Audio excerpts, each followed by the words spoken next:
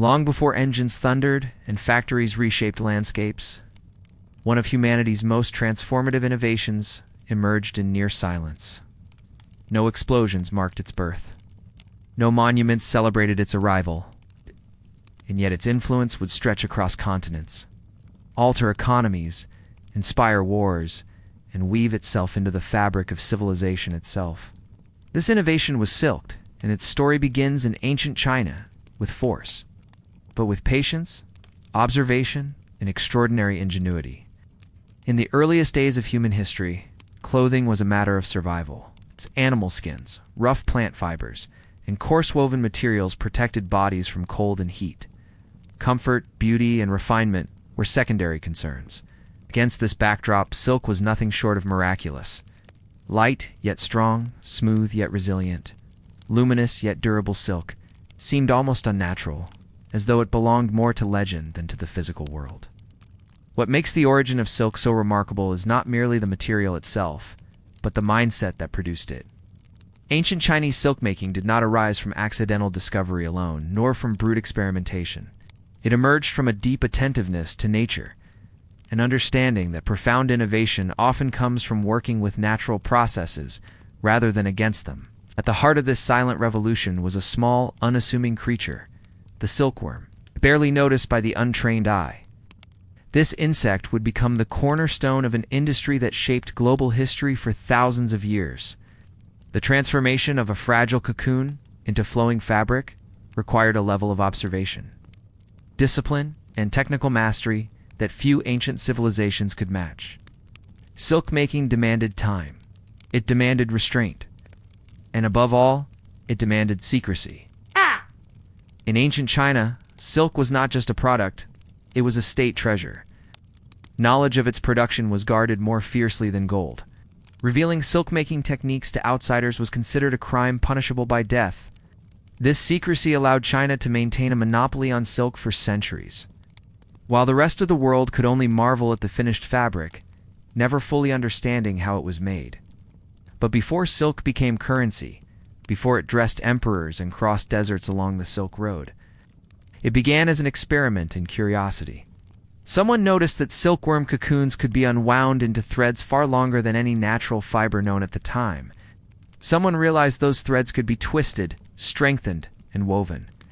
Someone imagined that softness itself could become power. This is where the quiet ingenuity of ancient Chinese silk-making truly reveals itself. Unlike many technological breakthroughs driven by warfare or competition, silk emerged from domestic life often associated with women, households, and everyday labor.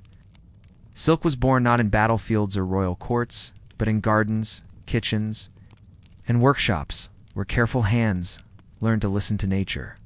The early silk makers observed the life cycle of the silkworm with remarkable precision. They understood that temperature, humidity, and timing could determine success or failure.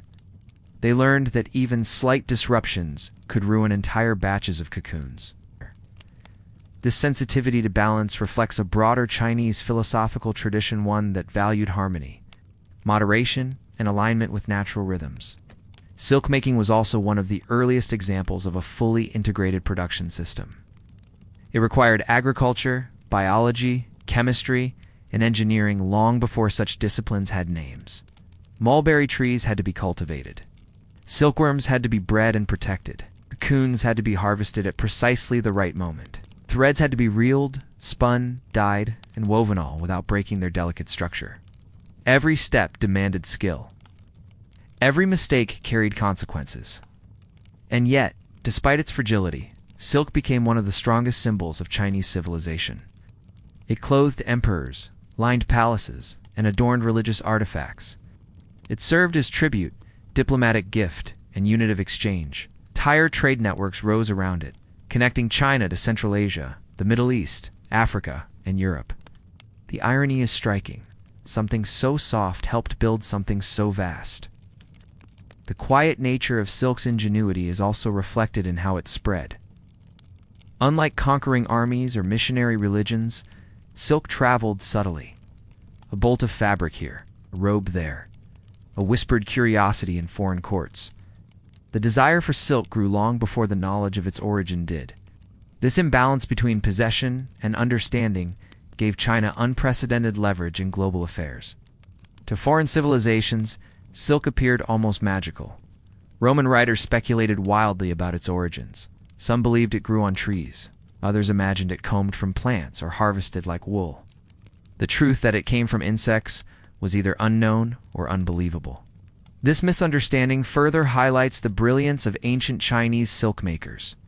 They had unlocked a biological process that no other civilization could replicate for centuries. They did so without modern tools, microscopes, or chemical analysis. Their laboratories were fields and homes. Their instruments were hands and eyes trained by experience. Silk also reshaped social structures within China. Its production elevated the economic importance of rural households, especially women, who played central roles in sericulture. Empresses themselves were expected to participate symbolically in silk-making rituals, reinforcing the idea that this craft was foundational to the state. Even philosophy and morality became intertwined with silk. Confucian texts praised diligence, patience, and order qualities essential to silk production. Taoist ideas of harmony with nature echoed in the careful balance required to raise silkworms successfully. Silk was not merely worn, it was lived. As centuries passed, techniques became more refined, but the core principles remained unchanged. The quiet ingenuity of silk-making endured dynasties, wars, and cultural transformations. It adapted without losing its essence, a testament to its foundational strength. In telling the story of silk's birth, we are not simply recounting the origin of a fabric. We are uncovering a worldview, one that values subtlety over spectacle, mastery over force, and patience over haste. Ancient Chinese silk-making reminds us that the most powerful revolutions are often the quietest. And from this silent beginning, a thread was drawn, one that would eventually bind East and West. Tradition and innovation, nature and human imagination. This is where the journey begins. The story of silk-making in ancient China cannot be told without returning to one of its most enduring and powerful legends. The story of Empress Lezhu, whether viewed as myth, symbolic history, or a blend of both. Her tale captures the spirit of inquiry and quiet intelligence that defined early Chinese innovation. In a civilization where harmony with nature was deeply valued, Lezhu's story stands as a reminder that great discoveries often begin with small moments of attention. According to ancient Chinese tradition, Empress Lezhu was the wife of the Yellow Emperor Huangdi, a semi-mythical ruler credited with laying the foundations of Chinese civilization. While Huangdi is often associated with governance, medicine, and military organization, Lezhu's legacy belongs to a different realm, one rooted in domestic life, patience, and careful observation. It was within this quieter sphere that silk-making was born. The legend tells us that one day, Empress Lezhu was sitting in her garden enjoying tea beneath a mulberry tree. Mulberry trees were already common in the region, valued for their hardy nature and broad leaves. As she drank her tea, a small cocoon fell from the branches above and landed in her cup. At first, it appeared to be nothing more than a minor interruption, an inconvenience easily discarded. Ow. But Lezhu did not discard it. As the hot water soaked into the cocoon, something remarkable happened. The cocoon began to loosen, and from its surface emerged a fine, continuous thread, like wool fibers or plant strands. This thread did not break easily. It unwound smoothly, revealing a length far greater than its size suggested. Where others might have ignored it, Lezhu watched closely. This moment of observation is the heart of the legend. Silk-making did not begin with ambition or command, it began with curiosity. Lezhu reportedly took the cocoon and experimented further. She discovered that by carefully unwinding it, she could extract a single filament hundreds of meters long. She noticed its strength, its smoothness, and its subtle shine. Over time, she realized that multiple filaments could be combined, twisted, and woven into cloth. This was no simple task. Silk fibers are delicate, easily damaged, and require precise handling. What the legend emphasizes is not sudden genius, but persistence. Lezhu is said to have spent years refining techniques, learning how to raise silkworms, how to protect them, how to harvest cocoons at the correct moment, and how to reel silk without breaking it. These processes required patience on a scale rarely celebrated in heroic narratives. Through Li Zhu's silk-making becomes an act of disciplined care. One of her most important contributions, according to tradition, was the formalization of sericulture, the cultivation of silkworms. She encouraged the planting of mulberry trees specifically for feeding silkworms. Recognizing the direct connection between the quality of leaves and the quality of silk, this insight reflects a sophisticated understanding of cause and effect within natural systems. Li Zhu also introduced early weaving techniques, transforming raw silk thread into usable fabric. This required innovation not only in materials, but in tools. Looms had to be designed to handle silk's smoothness without tangling. Methods of tension, control, thread alignment, and pattern repetition were gradually developed. Each improvement was incremental, but together they formed a revolutionary system. In ancient Chinese culture, the story of Li Zhu served more than a historical function. It provided moral guidance. Her discovery was not framed as conquest over nature, but cooperation with it. She did not force the cocoon to reveal its secret. She allowed it to do so under the right conditions. This approach aligned perfectly with early Chinese philosophical thought, especially the idea that wisdom comes from observing natural patterns rather than dominating them. As silk production expanded, Li Zhu's role became symbolic. Later dynasties honored her as the goddess of silk. Rituals were held in her name, and empresses were expected to perform ceremonial silk reeling to demonstrate their commitment to diligence and harmony. These rituals reinforced the idea that silk-making was not menial labor, but a sacred foundation of society. The association between silk and women is particularly significant. In many ancient civilizations, technological innovation is portrayed as the domain of men, especially in areas related to warfare or architecture. Silk-making challenges this narrative. It was women mothers, daughters, and empresses who preserved and refined its techniques across generations. This transmission of knowledge was largely oral and practical. Skills were passed from hand to hand, not through written manuals. A mother taught her daughter how to judge the health of silkworms by their movement.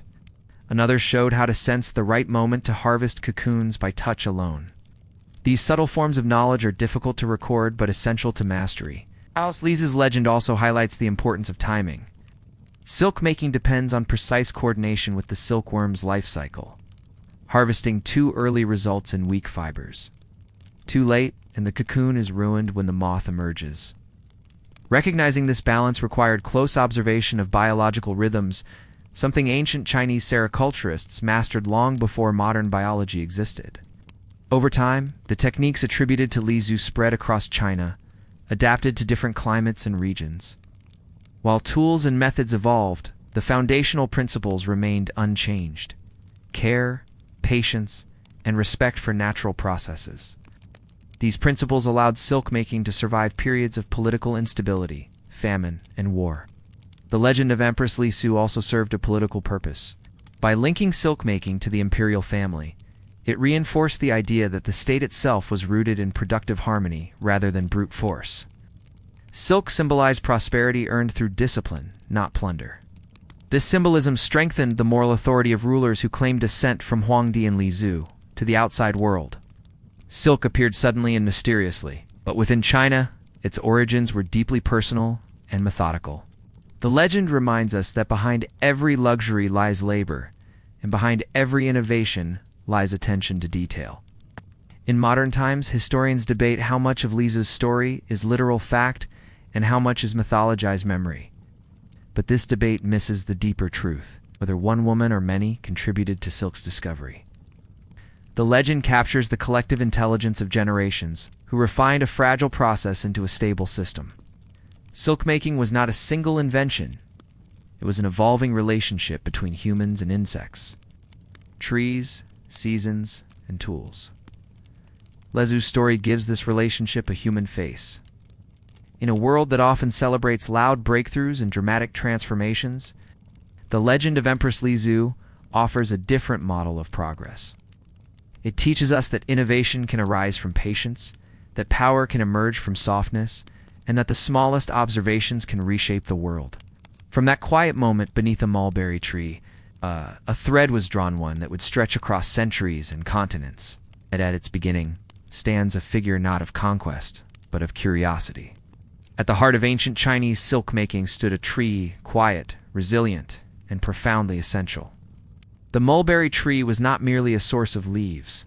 It was the living foundation upon which the entire silk industry depended. Without mulberry trees, silk could not exist. And without a deep ecological understanding of these trees, the Chinese would never have achieved mastery over sericulture. What makes this relationship extraordinary is how early Chinese communities recognized and formalized the connection between plant, insect, and human labor. Long before the language of ecology existed, ancient silk makers practiced it instinctively.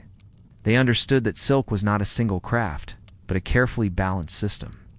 Mulberry trees were chosen for a reason. Among countless plant species, only mulberry leaves provided the precise nutritional balance required for silkworms to thrive. Silkworms fed on other leaves could survive briefly, but their cocoons would be weak, uneven, or unusable. Through centuries of observation, Chinese sericulturists learned that the health of the silkworm was a direct reflection of the health of the mulberry tree. This realization transformed agriculture itself. Mulberry cultivation became a specialized practice, not a casual activity. Farmers learned to select specific varieties of mulberry, pruning them in precise ways to encourage fresh, tender leaf growth. Older leaves were avoided as they produced inferior silk. Young leaves, rich in moisture and nutrients, were prized. Timing mattered. Leaves harvested too early or too late could disrupt the silkworm's development. Ancient texts reveal that mulberry orchards were planned with extraordinary care. Trees were spaced to allow airflow and sunlight. Soil quality was monitored and enriched naturally. Irrigation systems ensured steady moisture without flooding roots. These practices show a sophisticated understanding of plant health long before modern agricultural science. Seasonality played a crucial role. Silk production followed the rhythms of nature, not the demands of markets. Mulberry leaves were harvested according to seasonal cycles, and silkworm breeding was synchronized with leaf availability. Attempting to force production outside these cycles often resulted in failure. This respect for timing reflects a broader Chinese worldview, one that prioritized harmony over exploitation. The mulberry tree also influenced settlement patterns. Villages involved in silk-making were often organized around mulberry groves. Homes, storage spaces, and rearing rooms were positioned to minimize the distance between trees and silkworm trays. This reduced leaf wilting and ensured silkworms received fresh food, an essential factor in cocoon quality. This level of logistical thinking demonstrates that silk-making was not a simple household craft, but an integrated production system. Every step depended on the success of the previous one. A disease affecting mulberry trees could collapse an entire local economy. As a result, tree health became a communal responsibility. Communities developed protective measures to safeguard mulberry groves. Trees were shielded from livestock, excessive harvesting, and environmental damage. In some regions, harming mulberry trees was considered a serious offense. This protection was not symbolic, it was economic survival. Mulberry trees also carried cultural significance. In poetry and philosophy, they symbolized patience, nourishment, and quiet strength. Their leaves sustained silkworms, which in turn sustained families and states. This chain of dependence reinforced the idea that prosperity arises from care, not force. The ecological intelligence of ancient silkmakers is especially evident in how they managed risk. Silkworms are extremely sensitive creatures. Slight changes in temperature, humidity, or food quality can be fatal.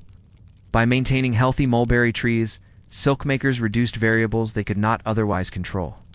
The tree became a stabilizing anchor in an otherwise fragile process. Different regions of China developed localized mulberry cultivation techniques. In colder areas, trees were protected from frost. In warmer climates, pruning methods were adjusted to prevent leaf bitterness. These regional adaptations highlight the flexibility of silk-making knowledge. It was standardized in principle, but adaptive in practice. Over time, selective breeding improved mulberry varieties. Trees with larger, softer leaves were favored. Those resistant to disease were propagated. This represents an early form of agricultural optimization, achieved without genetic science, but guided by long-term observation and memory. The relationship between mulberry trees and silk-making also shaped social roles. Caring for mulberry trees was often a shared task between men and women, bridging agricultural and domestic labor.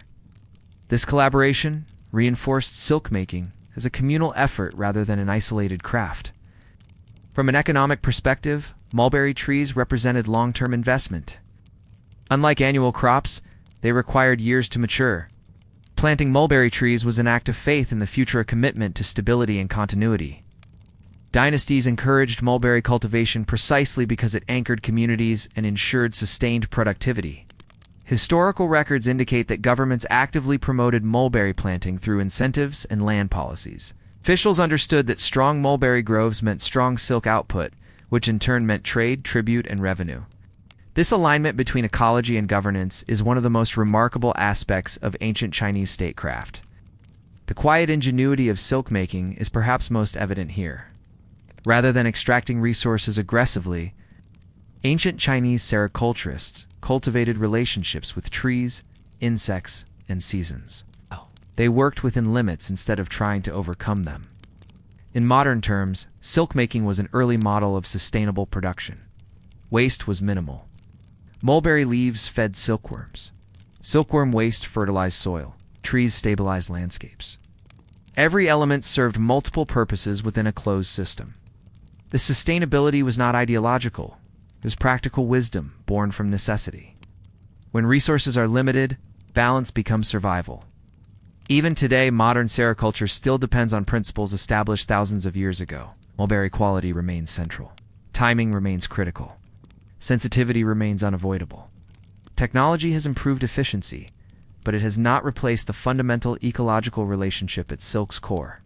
The mulberry tree reminds us that innovation does not always begin with tools or machines. Sometimes it begins with recognizing the value of what is already growing quietly around us. In ancient China, silk makers did not dominate nature, they listened to it. And in listening, they unlocked one of humanity's most enduring and influential crafts. The story of silk is often told through threads and fabrics, but beneath every strand lies a leaf, and beneath every leaf lies a tree.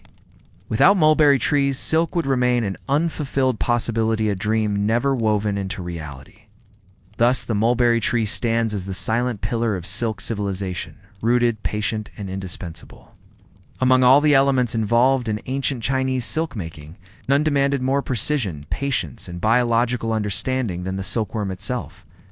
Fragile, silent, and utterly dependent on its environment, the silkworm became the living clock by which the entire silk industry operated.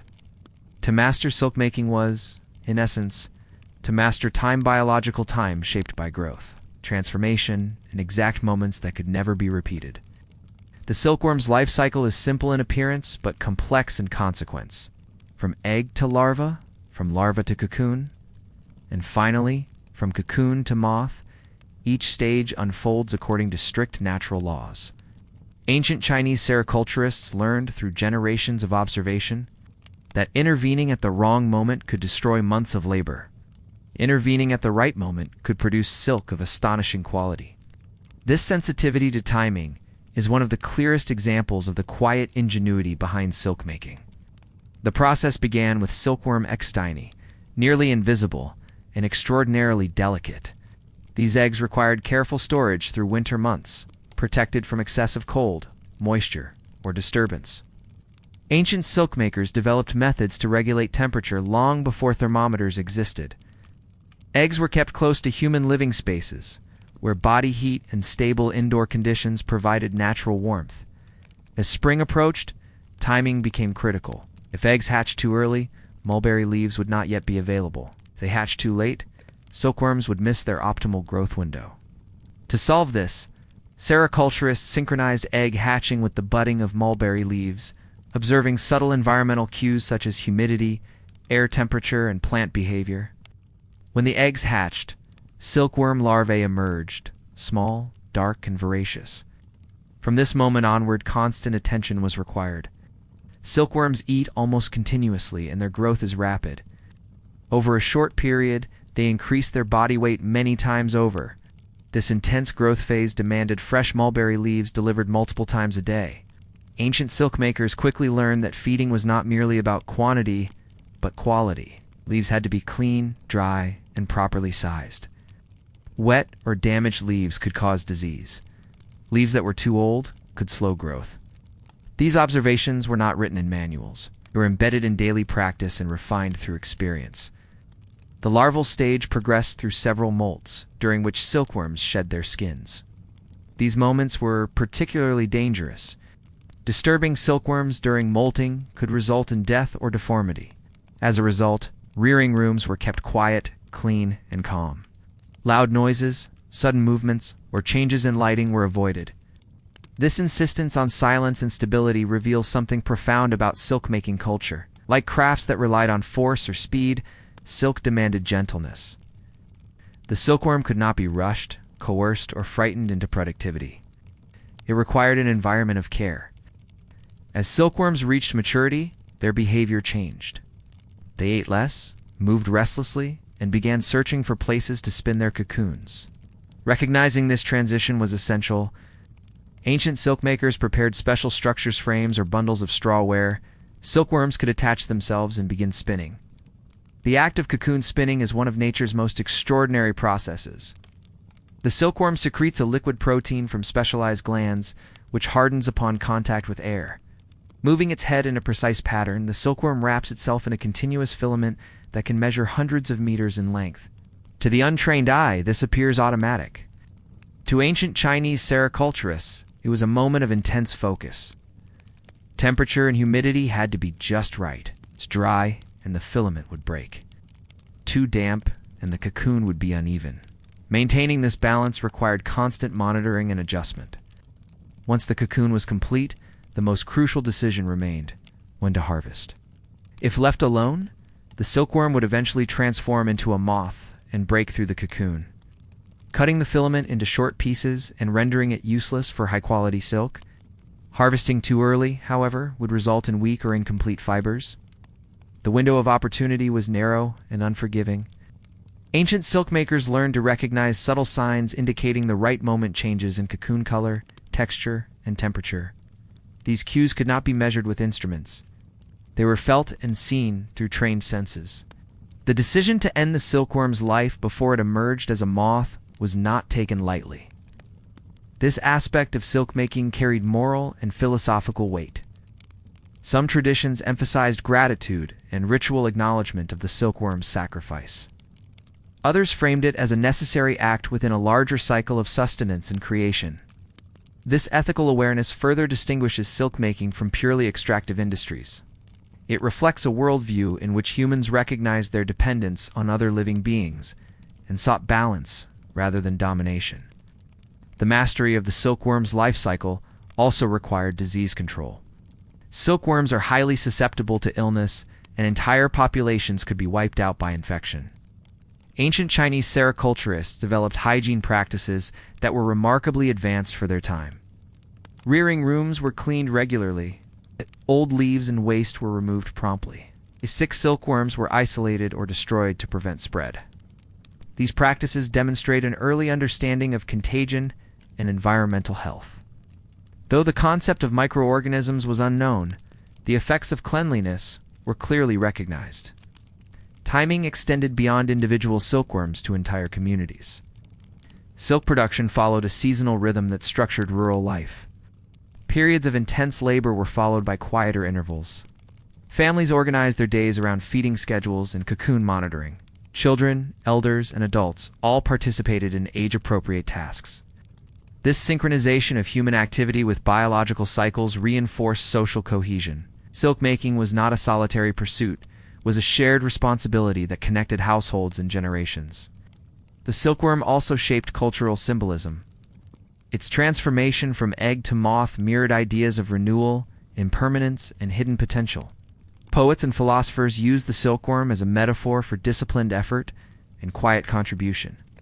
The creature labored unseen, producing something of great value without awareness of its impact. In this sense, the silkworm became a moral model. It worked without recognition, without reward, and without complaint, qualities deeply admired in Confucian thought. The precision required in managing the silkworm's life cycle reveals why silk-making remained unmatched for so long.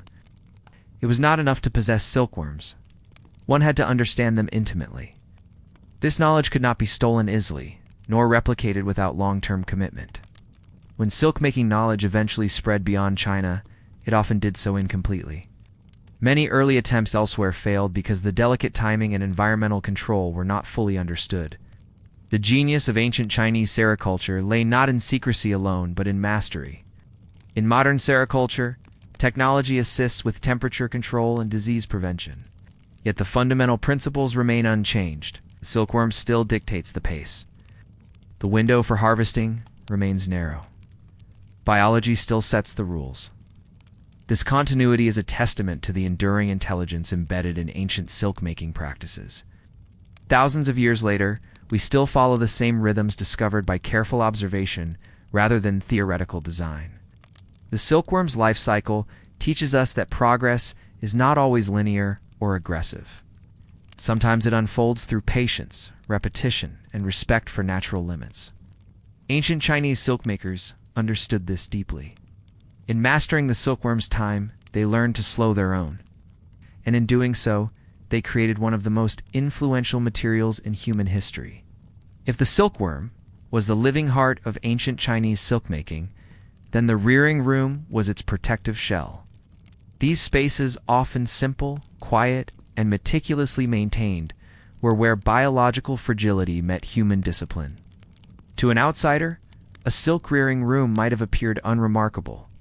Wooden trays, woven mats, mulberry leaves laid out in careful order. But within these modest walls unfolded one of the most sophisticated systems of environmental control in the ancient world. The success or failure of silk production depended heavily on these rooms. The temperature, humidity, airflow, light, sound, and cleanliness all had to be carefully balanced. Unlike crafts that relied on strength or mechanical force, silk making demanded restraint. The rearing room was not a place of noise or haste, it was a space of calm vigilance. Ancient Chinese sericulturists quickly learned that silkworms were extraordinarily sensitive creatures. Sudden changes in their environment could cause stress, illness, or death. As a result, rearing rooms were often built away from kitchens, livestock areas, and busy roads. Isolation was not luxury. It was necessity. Cleanliness was paramount. Before silkworm eggs were introduced, rearing rooms were thoroughly cleaned and aired out. Leaves, dust, and waste were removed. Trays and tools were washed and dried. In some traditions, symbolic rituals accompanied this preparation, reinforcing the seriousness of the task. But behind the ritual lay practical knowledge. Disease thrives in neglect. Silkworm diseases could spread rapidly. Once infection appeared, entire batches could be lost. Without microscopes or germ theory, ancient silkmakers relied on observation. They noticed that dirty conditions led to higher mortality. They observed that fresh air and dry surfaces reduced illness. From these experiences emerged hygiene practices that rivaled those of much later medical systems. The arrangement of the rearing room itself reflected careful thought. Silkworm trays were stacked to allow airflow but prevent drafts. Windows were positioned to admit soft, indirect light rather than harsh sunlight. Curtains or screens were used to regulate brightness and temperature. Even the materials used, wood, bamboo, straw, were chosen for their breathability and insulation properties. Humidity control was particularly challenging, as too much moisture encouraged mold and disease. Too little caused silkworms to dry out and weaken. Ancient sericulturists used water basins, charcoal, and ventilation techniques to subtly adjust moisture levels. These methods were refined through generations of trial and error. Temperature control was equally critical. Silkworms thrive within a narrow temperature range. In colder seasons, rearing rooms were warmed using braziers or by positioning them near living quarters. In warmer periods, ventilation and shading prevented overheating. These adjustments required constant attention, especially during critical stages such as molting. Perhaps the most striking feature of silk rearing culture was its emphasis on silence. Loud noises, vibrations, or sudden movements were believed and observed to disturb silkworms. As a result, rearing rooms became zones of restraint. Voices were lowered, movements were deliberate. Children were taught to walk softly. This science of silence was not superstition. Silkworms respond to environmental stress in measurable ways: irregular feeding, uneven growth, and defective cocoons. By minimizing disturbance, Ancient silkmakers maximized consistency and quality. Silence also had a psychological effect on the people involved. It encouraged patience and attentiveness. Workers became more aware of subtle changes in silkworm behavior. A shift in movement, appetite, or color could signal trouble. In noisy or chaotic environments, such signals might be missed. The rearing room thus functioned as both laboratory and sanctuary. It demanded respect, discipline, and humility. One careless action could undo weeks of careful work. Gender roles played an important part in these spaces. In many regions, women were primarily responsible for rearing silkworms. This was not accidental. Silkmaking required sustained presence, emotional attentiveness, and finely tuned sensory awareness qualities culturally associated with domestic life. Women became experts in reading the silkworm's needs, often without formal instruction. This expertise was deeply valued. Skilled silk rearer could mean the difference between prosperity and hardship for a family. Knowledge was passed quietly, through demonstration rather than explanation. A glance, a gesture, a correction of hand position, these were the tools of teaching. Children, too, were gradually introduced to the rearing room. They learned early that silk demanded respect. They were taught when to be still, when to help, and when to step back. In this way, silkmaking became a moral education as much as an economic activity. The discipline of the rearing room extended beyond production. It shaped social behavior. Communities involved in sericulture often developed reputations for orderliness and restraint. The habits required for silkmaking, cleanliness, patience, attentiveness, spilled into other areas of life. Historical records suggest that officials recognized the importance of rearing room practices. Manuals were written describing ideal conditions. Inspections ensured standards were met. In some dynasties, state-supported sericulture centers were established to train producers and stabilize output. These institutional efforts underscore how central silk was to the Chinese economy and identity. Protecting the silkworm meant protecting the state's wealth. The rearing room also reflected broader philosophical ideas. Confucianism emphasized order, discipline, and responsibility values embodied in silk rearing practices. Taoism emphasized harmony and non-interference principles reflected in the gentle care of silkworms. Even Buddhism, with its focus on mindfulness and compassion, found resonance in the quiet attentiveness of silkmaking. This convergence of philosophy and practice is no accident. Silkmaking was not separate from culture. It was culture expressed through labor. Modern observers often underestimate the complexity of these rearing rooms because they lack visible machinery. But complexity does not always announce itself through noise or size. Sometimes it resides in balance achieved through countless small decisions made correctly. In today's industrial world, environmental control is automated. Machines regulate temperature and humidity with digital precision, yet the goals remain the same as those pursued by ancient Chinese sericulturists: stability, cleanliness, and minimal stress. The difference lies in awareness. Ancient silkmakers understood their systems intimately because they had to. There was no backup, no automation to correct mistakes. Responsibility was direct and personal. The rearing room stands as a powerful example of how quiet spaces can produce world-changing outcomes. Within its walls, discipline replaced force. Attention replaced speed. Silence replaced noise. From these humble rooms emerged silk, an object of desire, trade, and cultural meaning across continents. And it all began not with spectacle, but with care. Among all stages of ancient Chinese silkmaking, none was more decisive, more ethically complex, than the harvesting of cocoons. This moment represented a boundary between nature's autonomous process and human intervention. Everything that came before prepared for this single act. Everything that came after depended on it. The success of silk production, the quality of the thread, and even the moral reflection of the craft converged at this point. By the time silkworms completed their cocoons, weeks of disciplined care had already passed. Mulberry leaves had been harvested at precise times. Rearing rooms had been kept clean, quiet, and stable. Silkworms had eaten, molted, and spun uninterrupted. The cocoons now rested in their frames, small, pale, and deceptively fragile. Yet inside each cocoon lay a continuous filament of extraordinary length and strength. Ancient Chinese silkmakers understood something crucial. The cocoon was not silk yet. It was potential. Potential could be lost with a single mistake. Left undisturbed, the silkworm inside the cocoon would undergo metamorphosis, becoming a moth. When the moth emerged, it would break through the cocoon, cutting the silk filament into countless short segments. These broken fibers could still be used for lower quality silk, but the smooth, continuous thread, the hallmark of fine silk, would be destroyed. Thus, harvesting cocoons required a deliberate interruption of the silkworm's natural life cycle.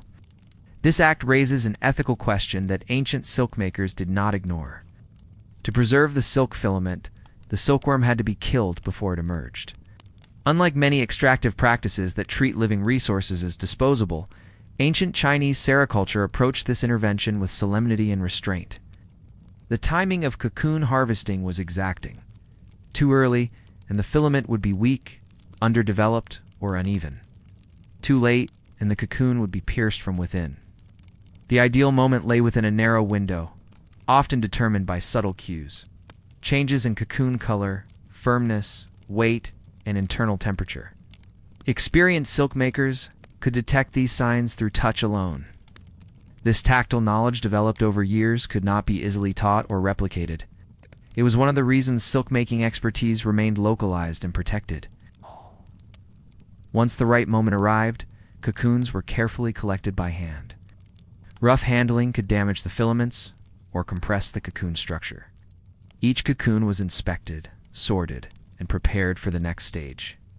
Imperfect cocoons were separated for different uses, ensuring nothing was wasted. The method used to prevent moth emergence was typically heat. Cocoons were gently heated, often through steaming or boiling, killing the pupa inside while preserving the silk filament. This process also loosened the natural adhesive, sericin, that bound the filament together, making it possible to unwind. The use of heat was not arbitrary. It reflected a nuanced understanding of silk's physical properties. Too much heat could weaken the filament, till little would fail to stop metamorphosis. Ancient silk makers calibrated this process through repeated practice, adjusting for season, humidity, and cocoon thickness. This stage illustrates a broader pattern in ancient Chinese technology: intervention without excess. Silk makers did not seek to dominate the process, but to guide it at critical moments. The goal was alignment, not control. Ethically, this approach was framed within a worldview that acknowledged life cycles and mutual dependence. Silkworms were not regarded as mere tools. They were essential partners in production. Ritual expressions of gratitude were common in some regions, reinforcing respect for the living beings involved. In Confucian thought, moral action is defined by responsibility and balance rather than absolute rules. Harvesting cocoons fit within this framework. The silkworm's life was taken, but its contributions sustained families, communities, and states. This trade-off was accepted as part of a larger moral economy. The careful handling of cocoons also reflected economic intelligence. Single damaged filament could compromise an entire batch of silk. Precision at this stage protected weeks of labor and ensured consistency, a key factor in silk's reputation for quality.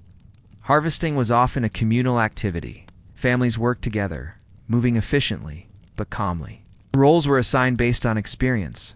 Elders inspected cocoons. Younger members assisted with sorting and transport. This collective effort reinforced social bonds and shared accountability. Seasonal rhythms shaped harvesting practices. In peak seasons, entire villages synchronized their work, creating a quiet intensity of focus. Outside observers often remarked on the disciplined calm of silk-producing communities during harvest periods. The harvested cocoons were then stored temporarily, protected from moisture and pests. Storage conditions mattered greatly. Proper storage could lead to mold, discoloration, or filament degradation. Even at this transitional stage, vigilance was required. The ethics of intervention extended beyond the silkworm itself to the environment. Waste from harvesting damaged cocoons, organic residue, was reused or composted. Nothing was discarded thoughtlessly. This practice reinforced silk-making as a closed, sustainable system rather than a wasteful one. In later dynasties, philosophical debates occasionally arose around the morality of silk production, particularly in Buddhist-influenced communities that emphasized non-harm. Some practitioners avoided silk for this reason. Yet even these critiques acknowledge the careful, restrained nature of traditional sericulture compared to more destructive industries. This tension highlights an important truth. Ancient Chinese silk makers did not claim moral perfection.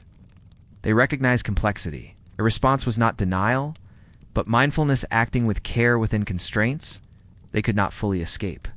The act of harvesting cocoons thus became symbolic. It represented the moment when human intention intersects with natural process. Too much interference destroys balance. Too little allows opportunity to slip away. Mastery lies in knowing when and how to act. From a technological perspective, this stage demonstrates why silk making remained unmatched for centuries. It required not just tools, but judgment. Not just knowledge, but wisdom. Judgment cannot be easily stolen or replicated. It must be earned through experience. As silk traveled beyond China, many early attempts at sericulture failed precisely at this stage.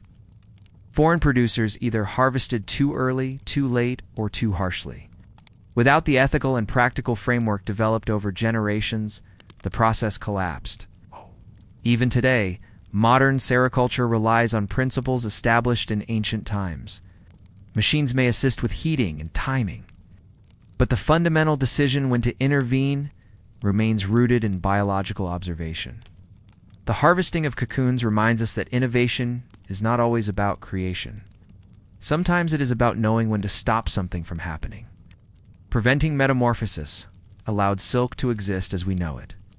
This paradox creation through interruption is at the heart of silk's quiet ingenuity. In this delicate balance between life and material, ancient Chinese silk makers found a path that sustained civilization for millennia. If harvesting cocoons marked the ethical turning point of silk making, then reeling silk threads marked its technical transformation. This was the moment when silk ceased to be a biological object and became a material shaped by human skill. The cocoon, soft and deceptively fragile, concealed a filament of remarkable strength, but that strength could only be revealed through extraordinary care. Reeling silk was among the most delicate operations in the entire process. A single mistake could snap the filament, tangle multiple strands, or render the silk uneven and weak. Unlike fibers that could be cut, twisted, or forced into shape, silk demanded cooperation. It could not be rushed. It could not be coerced. It had to be persuaded. Ancient Chinese silk makers understood that silk's power lay in continuity. A single cocoon contained a filament that could stretch hundreds of times over 1,000 meters without breaking. Preserving this continuity was the primary goal of reeling. Broken filaments meant inferior silk. Continuous ones meant excellence. The process began by placing harvested cocoons into warm water. This step served multiple purposes. First, it softened the sarracin, the natural gum that held the silk filament together. Second, it allowed silk makers to locate the loose ends of the filaments. Third, it maintained the filament's flexibility, reducing the risk of breakage. The temperature of the water was critical. Too hot, and the filament would weaken or lose its natural luster. Too cool, and the sarracin would remain stiff, making reeling difficult or impossible. Ancient silk makers judged water temperature not with instruments, but with experience by steam, touch, and timing.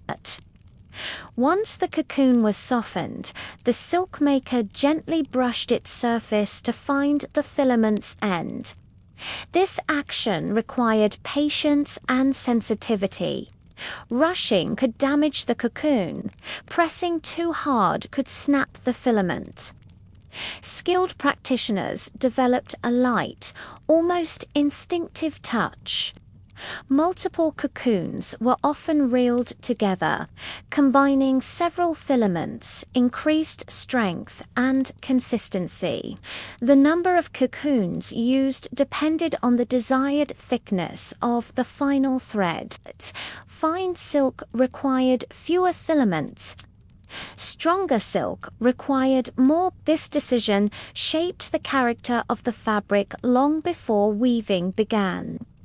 As the filaments were gathered, they were guided onto a reelhofen, a simple wooden wheel or spindle. The reel rotated slowly, drawing the silk upward and away from the water. The speed of rotation mattered greatly. Too fast, and tension would cause breakage. Too slow, and the filament could slacken or tangle. This balance between motion and restraint defines silk reeling. It was not mechanical repetition, but constant adjustment. Silk makers watched the filament's behavior closely, responding to subtle changes in resistance, shine, and alignment. The workspace itself reflected this need for control. Reeling was performed in calm environments with steady lighting and minimal disturbance. Sudden movements or vibrations could disrupt the process. Like the rearing room, the reeling space was governed by silence and focus. Gender roles again played a central part. In many regions, women specialized in silk reeling.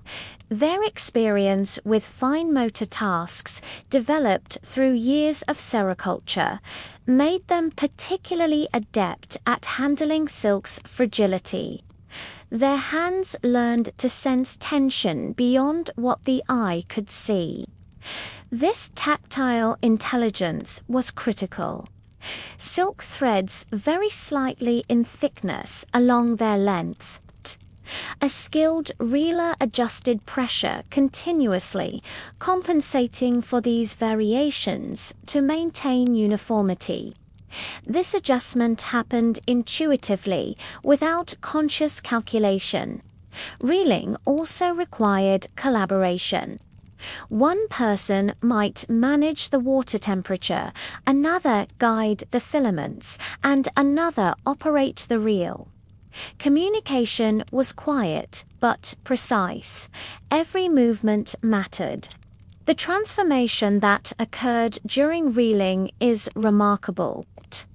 What began as a fragile, cocoonously crushed between fingers emerged as a smooth, continuous thread capable of bearing weight and resisting wear. This transformation was not due to chemical alteration, but to alignment. By drawing filaments together and maintaining continuity, silk makers revealed strength that was already present but hidden. Ancient Chinese texts often used silk as a metaphor for unity. A single filament is delicate, but many combined become strong. This metaphor reflects not only the material reality of silk, but the social structure that produced it. Silk making was a collective endeavor, reliant on coordination and shared discipline. Quality control was relentless. Broken filaments were carefully rejoined when possible. If damage was too great, the silk was redirected for secondary uses. Nothing was wasted, but standards were never compromised. The soundscape of reeling was minimal. The soft splash of water, the gentle creak of wood, the faint whisper of silk moving through air. This quiet was not incidental, it supported concentration. In silence, silk makers could detect problems early, responding before damage occurred. The reeling stage also introduced classification. Threads were sorted based on thickness, smoothness, and sheen. These categories determined how the silk would be used: fine garments, ceremonial textiles, or practical fabrics. This early form of material grading shows a sophisticated understanding of quality differentiation. From a technological perspective, silk reeling represents a triumph of process over force. No cutting, hammering, or shaping was involved. The silk was drawn out, not beaten into form. This gentleness preserved its unique properties.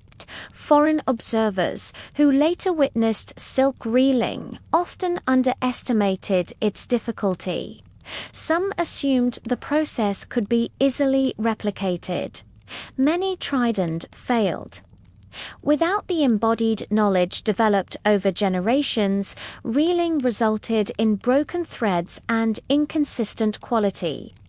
This failure reinforced China's monopoly on fine silk. Even when silkworms and mulberry trees eventually spread beyond China, mastery of reeling lagged behind.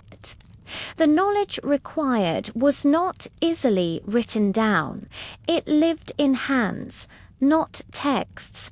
In philosophical terms, silk reeling exemplifies the principle of wu, waction, through not enforcing the silkmaker acts, but does not impose; she guides, but does not compel.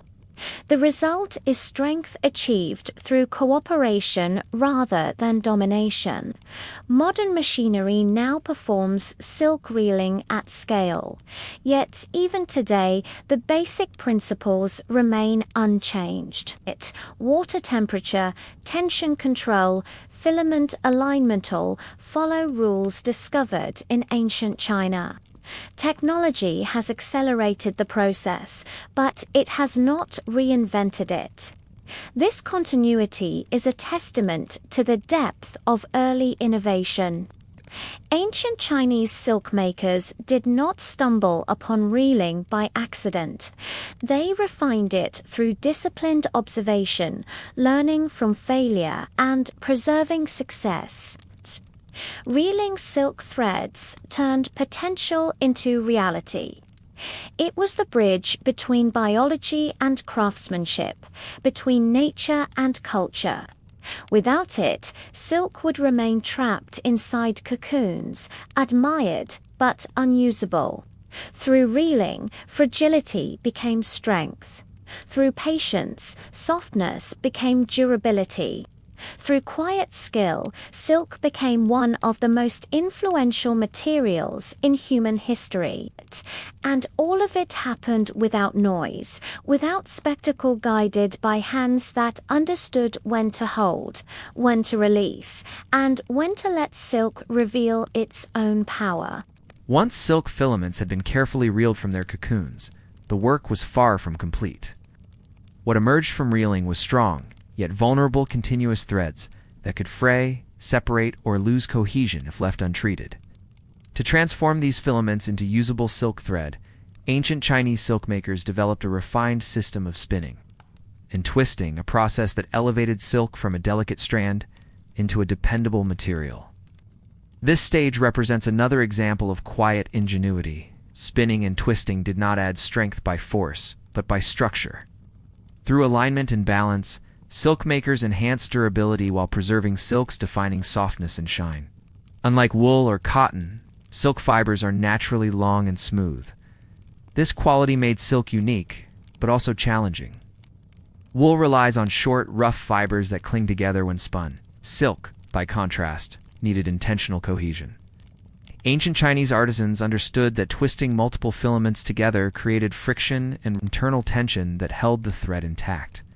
The degree of twist mattered immensely. A little twist, and the thread would separate under stress.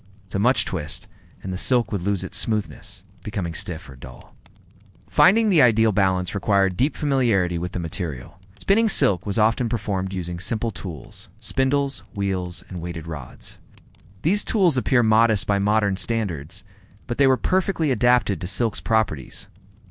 Lightweight and responsive, They allowed silkmakers to feel changes in tension instantly. As the spindle rotated, silkmakers guided the filaments with steady hands. The motion was rhythmic, but never mechanical. Each adjustment was responsive, guided by sight and touch rather than fixed measurements. This adaptability allowed artisans to correct imperfections as they formed. Twisting served multiple purposes. It bound filaments together, increased tensile strength, and standardized thickness.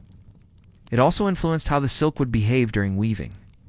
Threads with different twist levels produced different textures, drapes, and finishes. Through twisting, silkmakers could design the future fabric long before it reached the loom. In many regions, twisting patterns became specialized knowledge. Certain villages were known for producing silk threads suited for specific use of ceremonial robes, lightweight garments, or durable household textiles. This regional specialization contributed to the diversity of silk products across China. Thread perfection was not an abstract ideal, it was a practical necessity. Inconsistent threads caused problems during weaving. Breaks disrupted patterns. Variations in thickness created weak spots. Ancient silkmakers therefore invested immense effort in standardization, even without modern measurement tools. Inspection was constant. Threads were examined under natural light, felt between fingers, and tested under tension. Imperfect sections were corrected or removed. This meticulous quality control reflects a mindset that valued reliability over speed. Women again played a central role in this stage. Their experience with reeling and spinning developed an intuitive understanding of silk's behavior. Skills were passed from generation to generation through demonstration and repetition, forming an unbroken chain of expertise. The spinning environment mirrored earlier stages, quiet, clean, and controlled. Dust could cling to silk, moisture could weaken it. As a result, spinning rooms were kept orderly, reinforcing the culture of discipline surrounding silk making. Philosophically, spinning and twisting reinforced a recurring theme: strength through unity. Multiple filaments combined into a single thread mirrored social ideals of cooperation and harmony. This symbolism was not lost on ancient thinkers, who often drew parallels between silk threads and moral bonds. From an economic perspective, thread quality directly affected value. High-quality threads commanded higher prices and were reserved for elite use. Lower-quality threads served practical purposes. This differentiation allowed silk-making communities to utilize all output efficiently. As silk threads accumulated, they were carefully wound, stored, and protected. Storage conditions mattered. Excessive tension could stretch threads. Poor ventilation could encourage deterioration. Even after spinning, vigilance remained essential. The perfection achieved at this stage set the foundation for weaving. A loom could only perform as well as the threads it carried. Ancient Chinese weavers depended on the consistency produced by spinners and twisters. This interdependence reinforced the collaborative nature of silk making. Over time, spinning techniques evolved. New spindle designs improved efficiency. Twisting methods became more refined, yet the core principles remained unchanged: balance, attentiveness, and respect for material limits. Foreign attempts to replicate silk production often failed here. Without mastery of spinning and twisting, even well-reeled silk could not achieve Chinese quality. This gap in expertise further protected China's dominance in silk trade. Modern textile science confirms the wisdom of these ancient practices. Twist, angle, filament alignment, and tension distribution are now understood in mechanical terms. Yet ancient silk makers achieved optimal results without equations, guided instead by sensory, intelligence, and accumulated experience. Spinning and twisting transformed silk into a reliable thread, ready to be woven into history. It was an act of refinement rather than invention, proving that progress often lies in perfecting what already exists. Through steady hands and quiet concentration, ancient Chinese artisans turned fragility into consistency, softness into strength, and individual filaments into unified threads. This stage, though less celebrated than discovery or trade, was indispensable. Without it, silk would unravel under pressure both literally and figuratively. In the silence of spinning rooms, silk took its final form before meeting the loom. And with that transformation complete, it was ready to become fabric, culture, and legacy. After weeks of careful preparation, rearing silkworms, harvesting cocoons, reeling filaments, and perfecting threads, the final transformation awaited, weaving silk into fabric. This stage marked the culmination of human skill, patience, and ingenuity. The loom became both a tool and a symbol, translating delicate threads into patterns, textures, and garments that would define Chinese culture for millennia. Ancient Chinese weavers inherited knowledge not only of silk's properties, but of how threads could interact under tension, friction, and motion.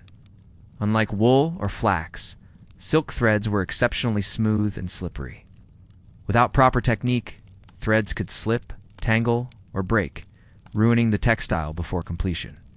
The loom, in its earliest forms, was a wooden frame capable of holding multiple warp threads under tension. Its simplicity belied its sophistication. It allowed precise alignment of threads, even tension distribution, and controlled passage of the weft thread through the warp. Every component, the frame, heddles, shuttle, was adapted to silk's unique properties. Warp preparation was meticulous. Threads had to be measured, aligned, and stretched evenly. Any irregularity would affect the final fabric, causing weak spots or distorted patterns. Skilled weavers learned to judge tension by feel, ensuring that the warp was neither too tight nor too loose. The shuttle, carrying the weft thread, required both dexterity and rhythm. Moving too quickly could snap the fine silk. Moving too slowly could cause uneven tension. The weaver's hands became instruments, guided by sensory feedback accumulated over years of practice. Ancient weaving techniques included plain weave, twill, and complex brocades. Brocade, in particular, demanded extraordinary coordination. Patterns were created by interlacing multiple colored threads according to pre-designed templates. Some designs used gold or silver threads, adding another layer of complexity. Every pass of the shuttle required precise attention. Single error could ruin dozens of hours of work. Textile mastery also involved understanding the interaction between silk's physical properties and desired outcomes. Smooth silk produces a lustrous sheen, ideal for garments or ceremonial cloth. Twisted or combined threads create a matte finish, suited for practical fabrics. By varying thread tension, twists, and layering, weavers could control texture, drape, and appearance with astonishing subtlety. Weaving was rarely a solitary endeavor. In workshops, family members or apprentices assisted in threading, tension adjustment, and pattern oversight. Coordination and communication were essential, particularly for larger looms or intricate designs. This collaborative aspect of weaving mirrored earlier stages of silk production, emphasizing continuity from cocoon to fabric. Regional specialization further refined weaving practices. Different areas became renowned for certain techniques or patterns. Suzhou, for example, became famous for delicate brocades. Hangzhou excelled in soft, flowing silks. This division of labor fostered expertise, maintained high standards, and contributed to the diversity of Chinese silk culture. The process was team-intensive. A simple bolt of silk could take days or weeks to complete. Complexity of design, thread fineness, and fabric size dictated labor intensity. Speed was secondary to precision. Quality determined value. Looms themselves evolved over time. Early horizontal looms gave way to vertical looms, allowing larger patterns and improved ergonomics. Foot pedals were introduced to control heddles, freeing the weaver's hands for thread management. Each innovation built on centuries of accumulated experience. Cultural significance infused every step. Silk fabrics were not only practical but symbolic. Colors, patterns, and textures conveyed status, wealth, and taste. Imperial robes adhered to strict rules. Dragons, clouds, and geometric patterns communicated rank and virtue. Weaving thus became both craft and communication, embedding social meaning in the material itself. Attention to detail extended beyond weaving into finishing processes. Fabrics were stretched, dried, and sometimes lightly pressed or polished to enhance luster. Mistakes were corrected immediately. Imperfections could be woven over, trimmed, or repurposed. Waste was minimized, reflecting the careful stewardship practiced throughout silk-making. Education in weaving was primarily experiential. Masters demonstrated techniques, apprentices observed and imitated, and correction was hands-on. Written manuals were rare. Skill resided in motion, touch, and pattern memory. Knowledge transfer was continuous, creating multi-generational continuity. Weaving also demanded patience under fatigue. Long hours in near silence required focus. Eyes, hands, and mind had to act in harmony. Unlike industrial processes that rely on speed, silk weaving rewarded steady attentiveness and mindful repetition. The final product represented not only the culmination of technical mastery, but also the embodiment of centuries of innovation. Each bolt of silk carried the story of mulberry trees, silkworms, careful reeling, spinning, and twisting, all unified through the loom. It was the tangible result of human patience, observation, and quiet ingenuity. Even after export beyond China, silk's quality impressed distant cultures. European merchants marveled at its smoothness, strength, and intricate designs, yet the complexity of the weaving process, often invisible to outsiders, ensured that China retained a technological advantage for centuries. Modern weaving machines replicate patterns and textures with precision, but they rely on principles established in ancient workshops. Tension control, thread alignment, and shuttle coordination continue to follow lessons learned from hand weaving. The human insight that guided early silk production persists in mechanical design. Weaving represents the final act of synthesis in silk making. It transforms raw biology into cultural artifact, fragile filaments into enduring textile. It is where labor, observation, and creativity converge. The loom teaches us that mastery lies in harmonizing with material.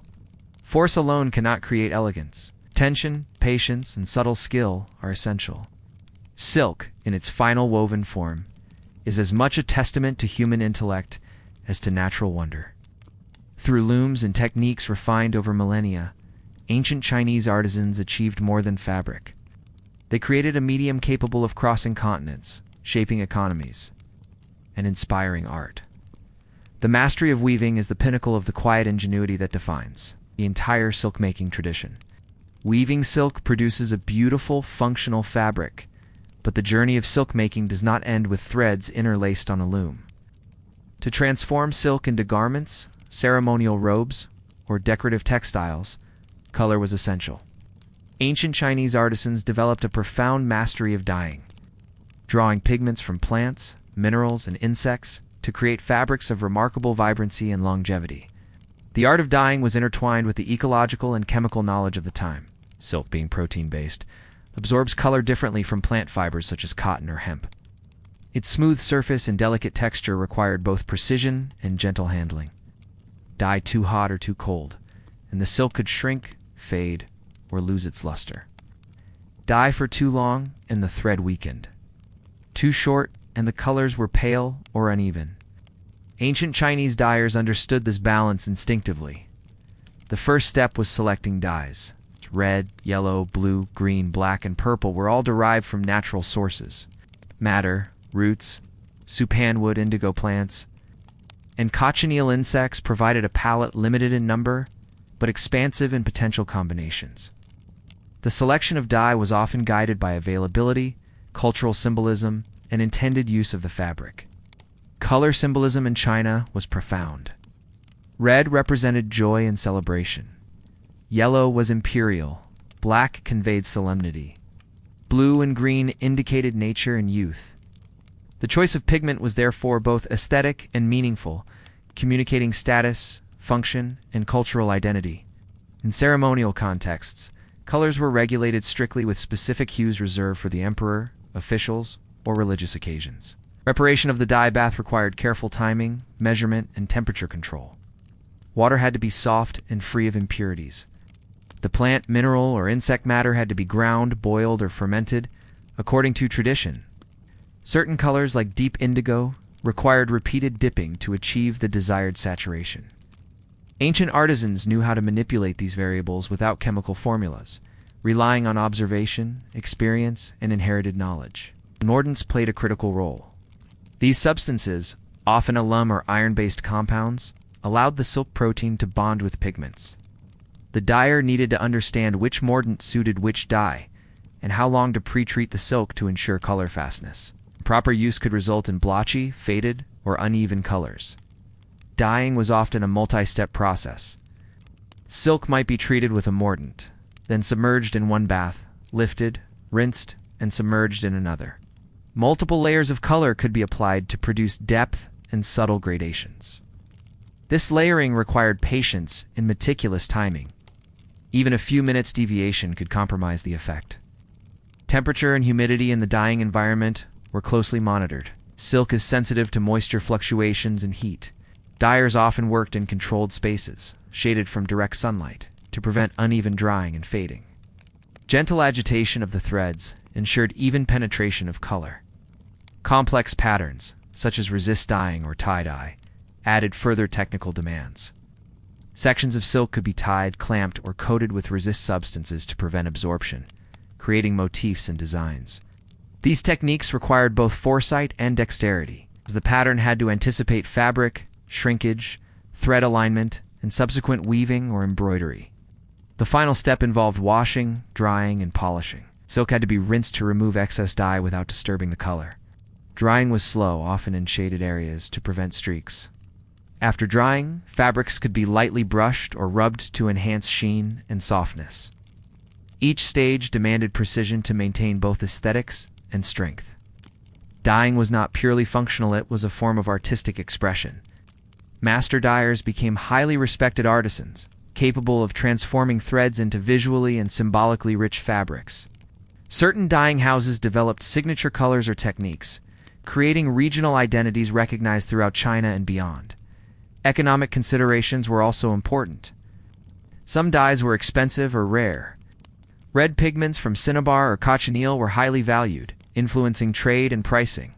The careful use of materials ensured that silk production remained sustainable while maximizing both aesthetic and economic return. Cultural rituals often accompanied dyeing, particularly for garments intended for ceremonies or gifts. Color choice, timing, and process were imbued with symbolic meaning. Silk was not merely colored fabric. It was a carrier of cultural narratives, political messages, and social values. Even in modern textile science, the principles of ancient Chinese dyeing remain valid. Protein fibers respond predictably to heat, mordants, and chemical interactions. What has changed is precision measurement. What has remained is the artistry and sensitivity required to achieve enduring, vibrant silk. The mastery of color highlights another dimension of ancient silk making, the integration of science, art, and culture. From cocoon to dyed fabric, silk making was a holistic practice that combined ecology, biology, technology, and aesthetics. Each thread carried not only structural strength but the wisdom of centuries. Through careful preparation, sensitive timing, and artistic insight, ancient Chinese dyers transformed simple silk threads into fabrics that mesmerized the eye, conveyed meaning, and endured through centuries. The vibrancy of dyed silk was not accidental. It was the product of accumulated observation, experimentation, and intuition, a testament to the quiet ingenuity that defined Chinese silk making from its earliest days. Once silk had been spun, twisted, woven, and dyed, it was ready for its final transformation, embellishment. Embroidery and decorative techniques elevated silk from functional material into a medium of artistic expression. Cultural identity and social symbolism. Ancient Chinese artisans approached decoration not as mere adornment, but as an integral stage in silk making, reflecting skill, aesthetics, and philosophy. Embroidery is, in essence, controlled interaction with the silk surface. Using fine needles and colored threads, often silk itself, artisans introduced patterns, textures, and three-dimensional effects. This process demanded patience, dexterity, and a refined eye for proportion. Unlike weaving or spinning, embroidery allowed for localized variations, enabling motifs that could convey stories, symbols, and personal messages. Patterns were informed by culture, religion, and status. Dragons represented imperial authority. Peonies symbolized wealth and prosperity. Phoenixes indicated virtue, and cranes embodied longevity. These motifs were codified over centuries, forming a visual language that transcended words. The placement of patterns, choice of thread color, and stitch type all communicated meaning. Stitch techniques were diverse. Satin stitch created smooth, lustrous surfaces, while split stitch allowed fine contouring. Seed stitch added texture, and couching permitted the attachment of metallic threads without piercing the silk excessively. Each method required mastery to maintain the integrity of the underlying fabric, as silk is delicate and can tear if mishandled. Embroiderers worked in quiet, focused environments. Concentration was critical. A single misaligned stitch could disrupt a complex design. Workshops often maintained order similar to rearing rooms or weaving spaces, emphasizing patience and attention over speed. Apprentices learned by observing masters, gradually internalizing rhythm, pressure, and timing. Silk threads used for embroidery were sometimes treated to increase sheen or durability. Gold and silver threads were applied using couching, integrating precious materials into designs. These threads added not only visual splendor but status value, reflecting the wealth or rank of the patron. Beyond symbolism, embroidery also enhanced textile function. Certain stitches reinforced fabric in areas subject to stress, such as hems, collars, or sleeves. The combination of artistic and practical application demonstrates how decoration and utility were intertwined. Color theory played a central role. Embroiderers considered harmony, contrast, and visual flow. Shading techniques simulated depth and movement, giving life to dragons, birds, and floral motifs. This manipulation of perception required both creativity and technical understanding of silk's reflective properties. Complex pieces could take months or years to complete. Imperial robes, ceremonial banners, and religious textiles represented collective effort, with multiple artisans contributing specialized skills. Each piece embodied cumulative knowledge, connecting generations of practitioners. Regional styles emerged, each reflecting local culture and materials. Suzhou became synonymous with fine, delicate embroidery. Hunan with bold, vibrant patterns. These regional traditions reinforced silk's cultural richness and contributed to trade identity. Embroidery also provided economic opportunities, particularly for women. It allowed them to contribute materially to households while developing expertise. Skill in embroidery could lead to prestige, income, or marriage prospects, embedding social significance into the craft. The process required mindfulness. Silk's smooth surface magnified mistakes. Embroiderers developed strategies to minimize tension in threads, adjust needle pressure, and ensure even stitching. Over time, these practices evolved into codified techniques that became part of professional training. Artisans also innovated decorative techniques beyond simple embroidery. Applique, cutwork, and padding added dimensionality. Metallic threads and beads introduced reflective qualities. These enhancements required understanding of weight distribution, silk elasticity, and visual impact, an intersection of physics and artistry.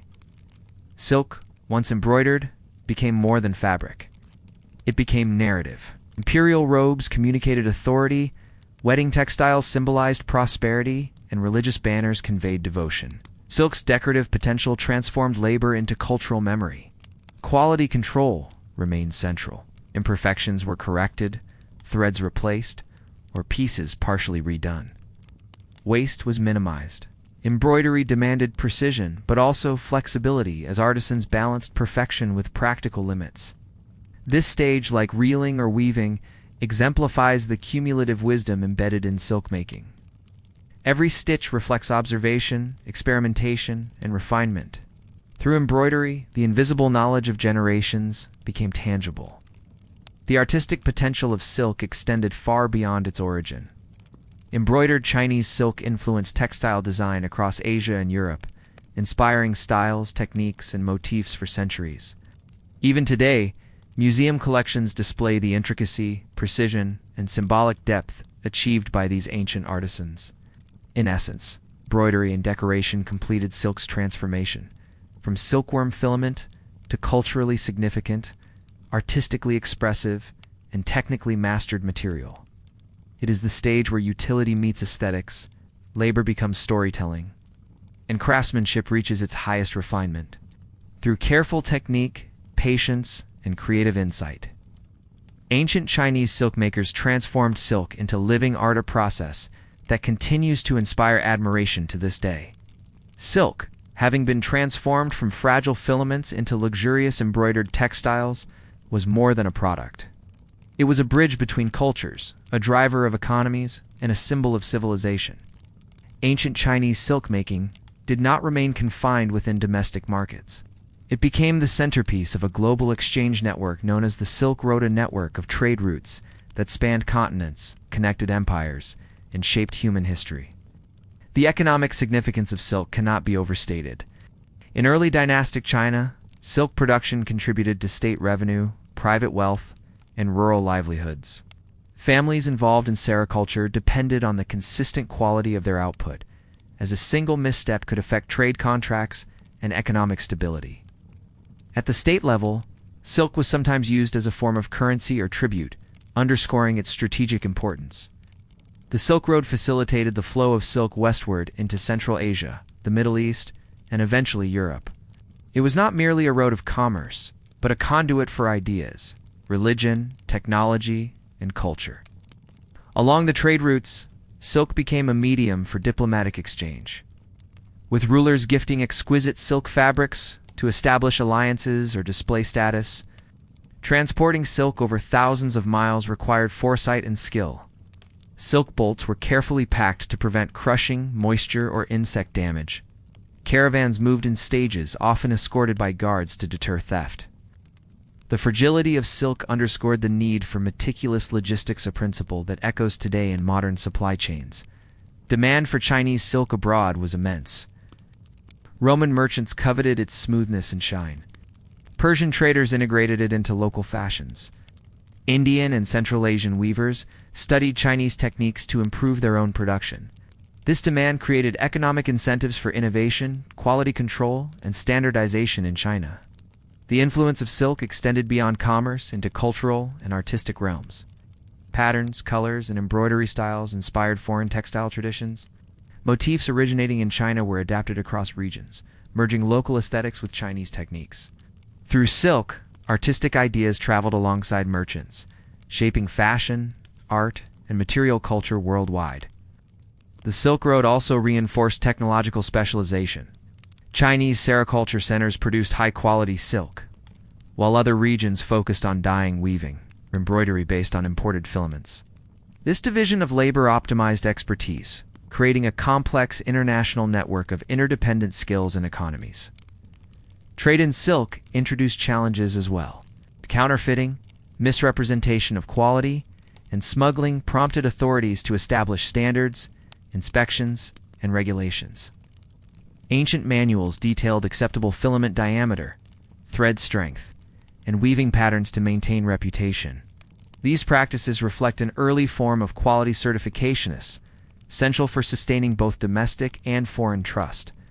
Silk also played a diplomatic role. Tributes sent to neighboring states or distant empires symbolized political legitimacy, wealth, and cultural sophistication. Rulers leveraged silk to negotiate peace, cement alliances, or display power. This elevated silk from mere commodity to instrument of statecraft. Economically, silk trade enabled social mobility. Skilled artisans could gain wealth and recognition, while merchants connected regions and profited from distribution. Rural communities benefited indirectly through mulberry cultivation, silkworm rearing, and related services. Silk production thus had cascading economic effects, supporting infrastructure, labor markets, and local prosperity.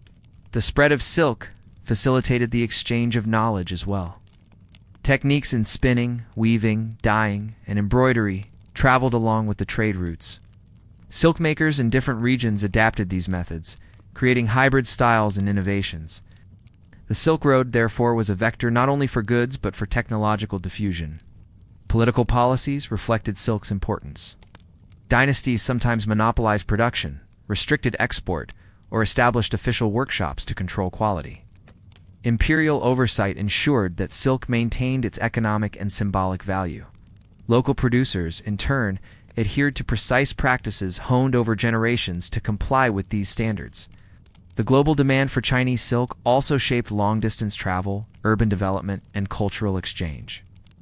Cities along the Silk Road flourished as marketplaces, resting points, and hubs of artistic interaction.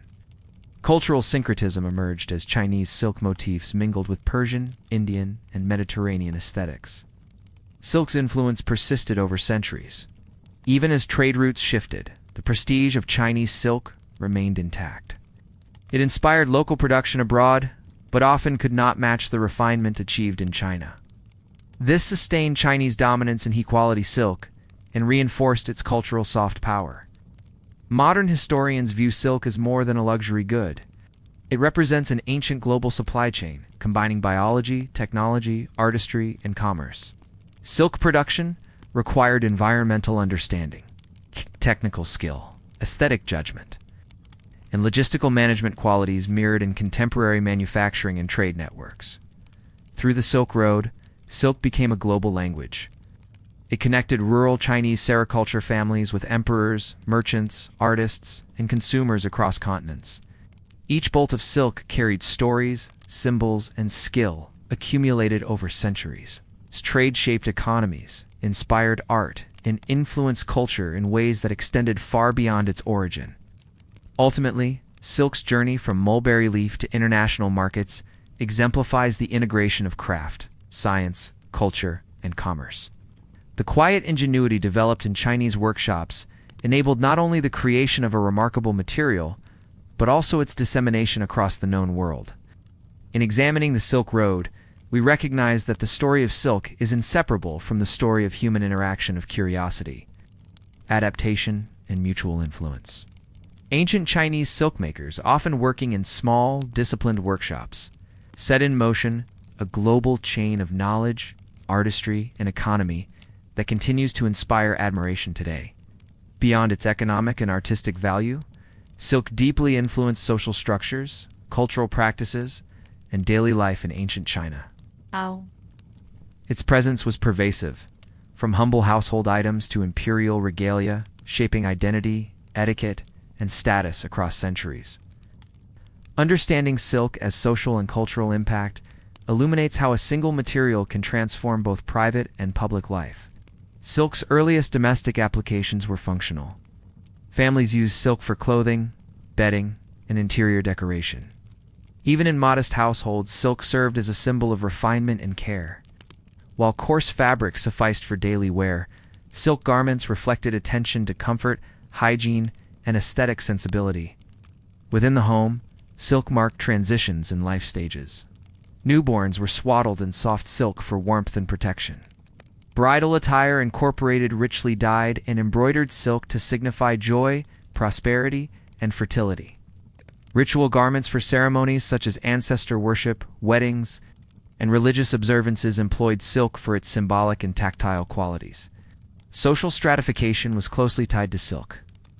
The elite and imperial classes controlled access to the finest silk, creating visible markers of hierarchy. Sumptuary laws regulated who could wear certain colors, patterns, or qualities of silk, reinforcing social order through clothing. Yellow, reserved for the emperor, became a potent emblem of authority. While dragons and phoenix motifs denoted rank and virtue, silk also mediated interpersonal exchange. Gifts of silk carried messages of respect, loyalty, or gratitude. In diplomacy, silk textiles were often presented as tributes, signaling both material wealth and political acumen. The act of giving silk was never neutral, conveyed intention, status, and understanding of cultural norms. Cultural practices extended to festivals and religious observances. Silk banners, lanterns, and decorative items adorned temples, public spaces, and homes. The luster and color of silk enhanced visual storytelling, drawing attention to symbolic motifs and conveying spiritual meaning. Silk's visual and tactile qualities amplified the sensory impact of rituals, embedding it in communal memory. The labor behind silk production was itself culturally significant. Entire communities often, including multiple generations, participated in sericulture. Roles were gendered and specialized. Women reared silkworms, spun and twisted threads, and embroidered finished textiles. Men cultivated mulberry trees, constructed looms, and transported goods.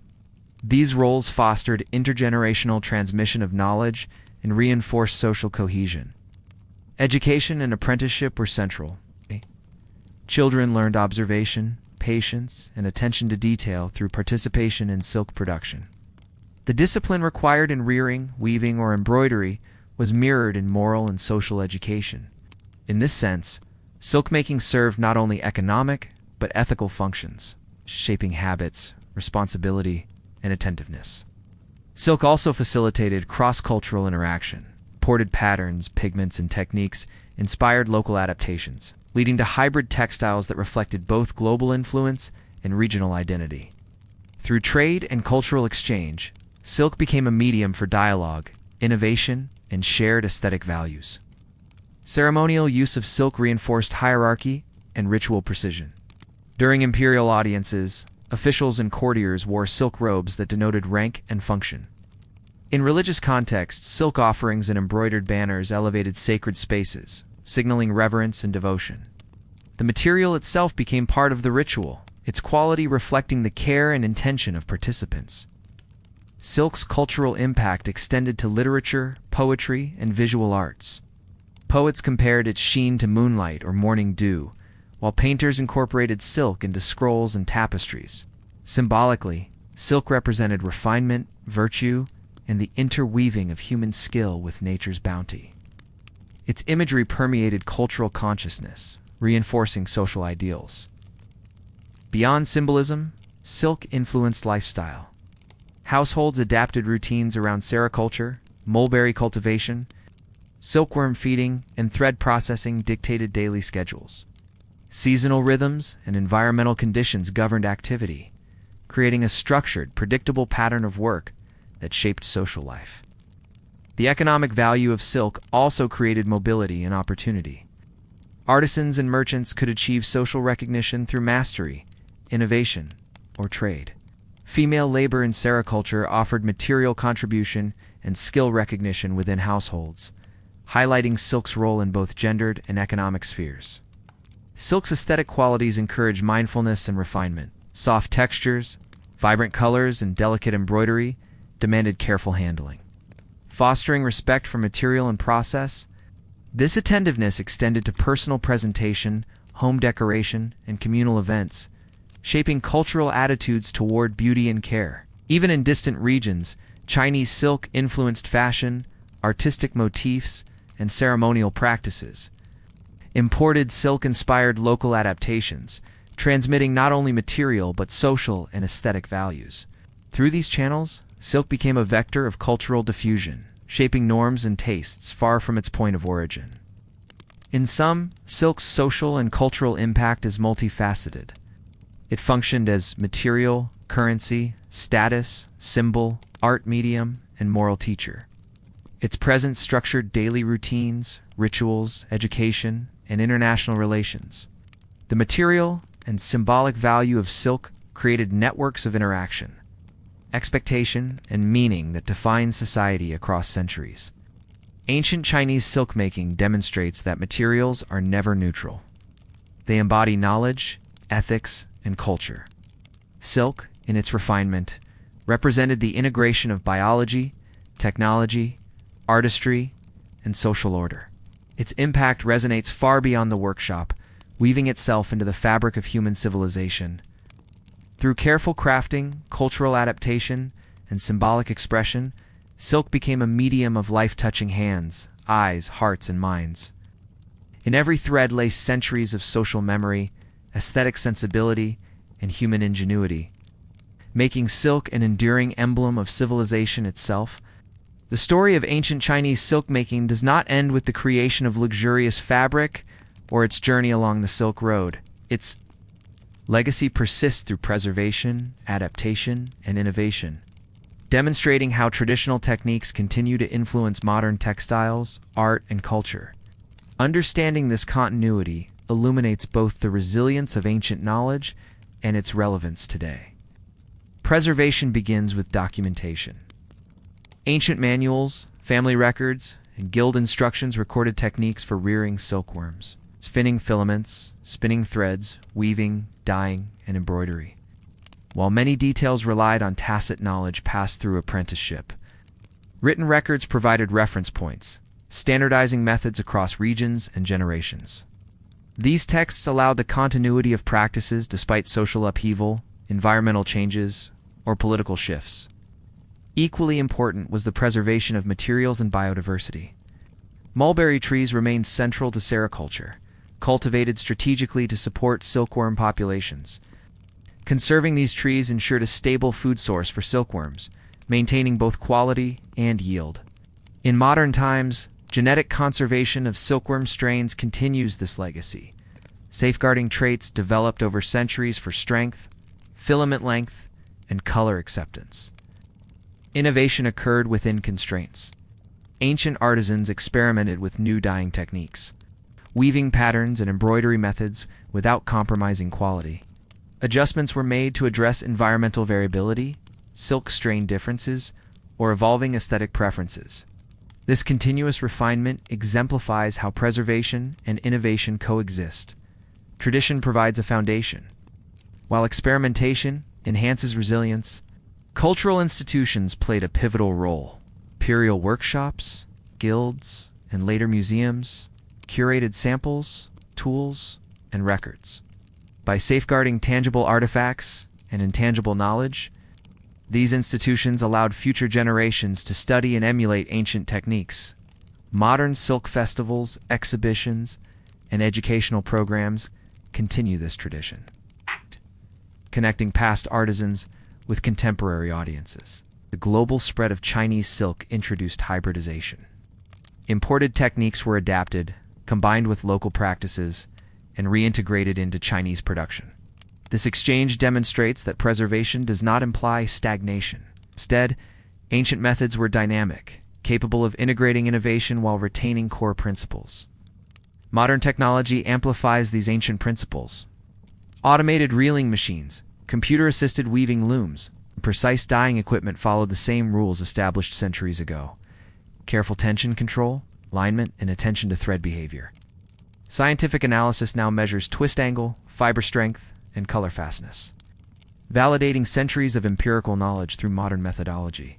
Craftsmanship, however, remains irreplaceable. High-end silk products still require human oversight to achieve subtle qualities, smoothness, luster, and intricate embroidery that machines cannot fully replicate. Mastery of touch, visual acuity, and judgment continues to honor the skills of ancient artisans. The legacy of silk extends into cultural identity. Regional weaving and embroidery styles, once refined over generations, are celebrated as heritage art in Suzhou, Hangzhou, and other historic centers. Artisans continue traditional methods, blending conservation with contemporary design. These efforts preserve not only techniques, but also community memory, connecting people with historical continuity. Educational initiatives further reinforce legacy. Workshops, apprenticeships, and digital documentation allow knowledge transmission to new generations. Young artisans learn the biological, technical, and artistic foundations of silk making, ensuring that centuries of accumulated skill are not lost. In doing so, they embody the principle that craftsmanship is living knowledge, evolving yet grounded in tradition. Silk's influence is visible in modern fashion, interior design, and global textile arts. Techniques derived from ancient Chinese methods, brocade weaving, embroidered motifs appear worldwide, adapted to contemporary aesthetics. The lineage of these practices underscores the enduring impact of ancient innovation. Environmental awareness also connects past and present. Ancient practices prioritize sustainability, mulberry cultivation, careful water use, and reuse of materials minimized waste.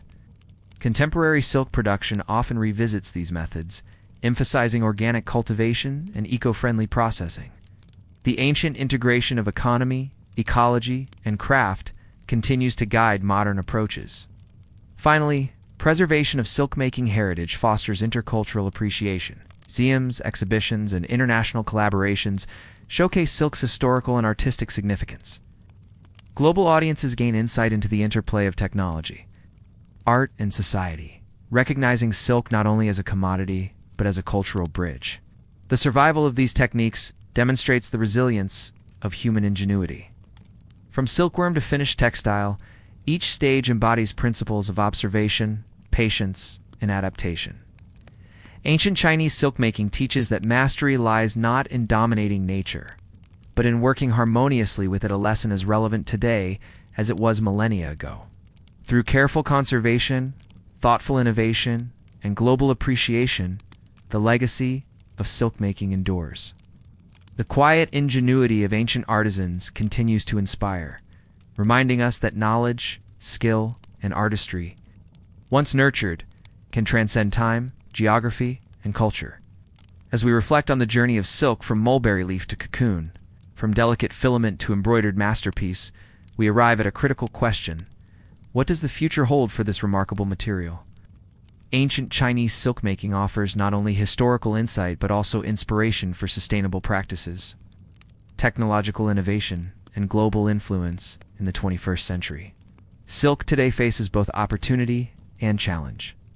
Demand for natural high-quality silk persists in fashion, interior design, and cultural products. Yet modern production must reconcile luxury with sustainability. Environmental pressures, such as water scarcity, pesticide use, and land management, highlight the need for practices that honor both ecological balance and material excellence. Sustainability in silk production draws directly from ancient principles. Traditional sericulture emphasized mulberry cultivation, careful feeding of silkworms, and precise harvesting. These practices minimized waste, preserved resources, and ensured long-term productivity. Modern initiatives often revisit these techniques, integrating organic farming, water recycling, and chemical-free processing to reduce ecological impact. Innovation also plays a central role. Biotechnology has enabled selective breeding of silkworms for enhanced silk strength, elasticity, and coloration. Researchers experiment with genetically engineered silkworms capable of producing specialty fibers or bioengineered proteins, expanding silk's potential beyond textiles into medicine, biotechnology, and industry. This mirrors the experimental spirit of ancient artisans, who refined methods over centuries without formal science. Technological integration continues in weaving, dyeing, and finishing. Computerized looms, precision dyeing equipment, and laser-guided embroidery machines enhance efficiency and consistency. Yet human expertise remains essential, particularly in high-end or artistic applications. The interplay between machine precision and artisanal touch echoes the balance ancient silk makers maintained between patience and skill. Cultural influence remains significant. Silk continues to shape fashion, art, and design globally. Traditional Chinese motifs inspire contemporary clothing lines, interior decor, and multimedia art projects. International collaborations preserve heritage techniques while promoting cross-cultural innovation, ensuring that silk remains both a historical treasure and a living material. Economic considerations are also evolving. Global markets demand ethical production, transparency, and traceability. Artisans and companies that maintain traditional techniques while adopting sustainable practices can access premium markets, demonstrating that quality, ethics, and innovation are mutually reinforcing. This parallels ancient approaches where reputation and skill determined economic success. Education and knowledge transfer are essential for the future of silk.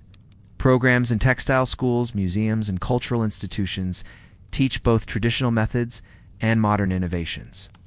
Apprenticeships integrate historical awareness with contemporary technology, ensuring that skills are preserved while adapting to new contexts. The continuity of practice reinforces the enduring value of craftsmanship. Silk's role in research and material science is expanding. Biomedical applications, such as sutures, scaffolds for tissue engineering, and drug delivery systems, utilize silk's strength, biocompatibility, and biodegradability. Innovations in this area echo ancient ingenuity. Understanding the material at a molecular level allows humans to extend its utility far beyond clothing, demonstrating the timeless relevance of silk's properties. Global influence continues as silk serves as a medium for diplomacy, culture, and commerce. High-quality silk products remain symbols of sophistication and craftsmanship, bridging traditions and contemporary aesthetics. International collaborations promote cultural understanding and innovation, reinforcing silk as both a material and a cultural ambassador. Sustainability, innovation, and cultural value converge in the future of silk. Lessons from ancient China emphasize patience, respect for material, attention to detail, and environmental harmony. Modern technology amplifies these principles. enabling production at scale without sacrificing quality or ethical responsibility. Challenges remain: climate change, biodiversity loss, and industrial competition threaten traditional practices. Yet opportunities abound: biotechnology, sustainable agriculture, advanced manufacturing, cultural tourism provide pathways for revitalization. By learning from history, the silk industry can navigate modern complexities with resilience and creativity. Ultimately, silk's future depends on balance between tradition and innovation, nature and technology, art and commerce. Ancient Chinese silk-making exemplifies this equilibrium. Its quiet ingenuity, careful observation, and harmonious approach offer a roadmap for modern practitioners and researchers. In the coming decades, silk may evolve in ways unimaginable to early artisans. Yet the foundational principles they established, respect for material, meticulous craftsmanship, and integration of art and science, remain guiding lights. Silk will continue to be more than fiber. It will be a medium of beauty, culture, and human ingenuity. The journey of silk, from mulberry leaf to global influence, reflects humanity's capacity to harmonize with nature, innovate thoughtfully, and create lasting cultural value. Its story is both ancient and ongoing, testament to the enduring power of skill, vision, and dedication. Silk has always been more than a textile. It is a symbol of elegance, status, and artistry. From ancient Chinese courts to modern runways, silk has evolved alongside fashion, reflecting societal values, technological advancements, and cultural exchange. Understanding silk, scroll, and fashion evolution reveals how a traditional material adapts across time without losing its essence. In ancient China, silk garments were highly codified. Imperial courts dictated color, pattern, and design, reinforcing social hierarchies. Wealthy families displayed status through luxurious robes, embroidered motifs, and intricate layering. Silk's natural luster and smooth texture made it ideal for ceremonial attire, while its lightweight properties allowed for comfort in warm climates. As trade expanded along the Silk Road, foreign markets influenced Chinese silk styles. Central Asian, Indian, and later European motifs were incorporated, creating hybrid designs. Similarly, Chinese silk inspired international fashion trends, from Byzantine robes to Renaissance tapestries. The exchange of aesthetics contributed to the global language of style. During the Tang and Song dynasties, fashion became increasingly sophisticated. Silk garments featured complex weaves, brocade patterns, and color gradations. Accessories such as sashes, scarves, and headpieces were coordinated with silk outfits, demonstrating an understanding of proportion, movement, and visual impact. The artistry was functional, enhancing mobility and comfort while maintaining elegance. Silk's influence was not limited to clothing. It extended to hats, footwear, and even interior furnishings. Draperies, cushions, and ceremonial banners made from silk displayed the same aesthetic principles as garments. The material's versatility allowed artisans to experiment with texture, sheen, and color, blending art with practical function. In the Ming and Qing dynasties, embroidery reached new heights. Gold and silver threads were incorporated into silk garments, creating dazzling effects. Patterns conveyed stories, virtues, and allegories. These designs informed not only domestic fashion, but also influenced export markets. European nobility sought silk embroidered in Chinese motifs, which then inspired local textile workshops. The 19th century brought industrialization and mechanization, while mass-produced silk textiles became accessible to broader populations. Luxury silk remained a marker of wealth and refinement. Fashion houses in Europe began experimenting with silk blends, introducing new textures, weaves, and finishes. Yet traditional Chinese silk techniques continue to inform high-end fashion globally. Modern fashion continues to reinterpret silk. Designers fuse traditional motifs with contemporary silhouettes, creating garments that honor heritage while appealing to global markets. Silk's adaptability, its ability to drape, shimmer, and hold Diane, ensures its relevance across formal wear, casual fashion, and avant-garde design. Cultural appreciation also drives fashion innovation. Traditional embroidery patterns, brocade weaves, and dyeing techniques are incorporated into contemporary pieces, preserving craftsmanship while introducing it to new audiences. Exhibitions and fashion shows celebrate silk's artistry, ensuring that knowledge of traditional methods remains alive. Sustainability is increasingly important in silk fashion. Ethical sourcing, organic seroculture, and environmentally conscious dyeing processes are reshaping the industry.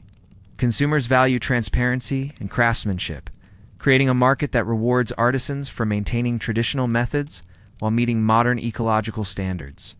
Silk's global influence in fashion demonstrates a continuous dialogue between past and present. From imperial robes to runway collections, silk embodies the fusion of material excellence, aesthetic innovation, and cultural heritage. Its evolution reflects changing social values, technological developments, and intercultural exchange. Ultimately, silk in fashion is more than fabric. It is storytelling, identity, and heritage woven together. Its journey across centuries shows that true artistry adapts without compromising integrity, blending tradition with creativity to define trends and inspire generations. Silk's influence extended far beyond fashion and commerce. It became a central medium in Chinese art and literature. Its texture, luminosity, and versatility inspired painters, calligraphers, and poets, making silk both canvas and muse. The material allowed creativity to flourish, merging utility with aesthetics in ways that preserved cultural memory. Silk scrolls became a preferred medium for painting. Smooth surfaces allowed precise brushwork, fine detail, and delicate color gradations. Landscape, flora, fauna, and narrative scenes were depicted with meticulous care, capturing both realism and imagination. Artists could layer pigments, achieving luminosity that enhanced the visual storytelling. Calligraphy on silk elevated the written word. Smooth, absorbent surface allowed ink to flow effortlessly, producing expressive strokes and subtle variations in line weight. Poems, philosophical texts, and official documents written on silk were both functional and aesthetically significant, blending literary skill with material mastery. Silk also served as a medium for commemorating events and honoring individuals. Painted and embroidered silk banners marked imperial victories, religious ceremonies, and social milestones. By combining imagery, text, and symbolism, silk artifacts preserved history in a tangible, beautiful form. Literature frequently referenced silk's aesthetic and cultural value. Poets likened silk to moonlight, clouds, or flowing water, emphasizing its elegance, softness, and reflective qualities. Metaphors of silk conveyed beauty, fragility, and refinement, illustrating the material's deep integration into cultural consciousness. Silk's tactile qualities influenced artistic expression. Smoothness, drape, and sheen allowed artists to experiment with light and shadow, texture, and layering. The physical experience of working with silk shaped both technique and outcome, reinforcing a symbiotic relationship between material and artistry. Trade and cultural exchange expanded silk's artistic influence. Imported Chinese silk-inspired decorative arts abroad, while motifs and techniques from foreign regions were incorporated into domestic practices. This cross-cultural dialogue enriched both design and narrative content, making silk a vehicle for shared creativity. Religious and ceremonial art often employed silk.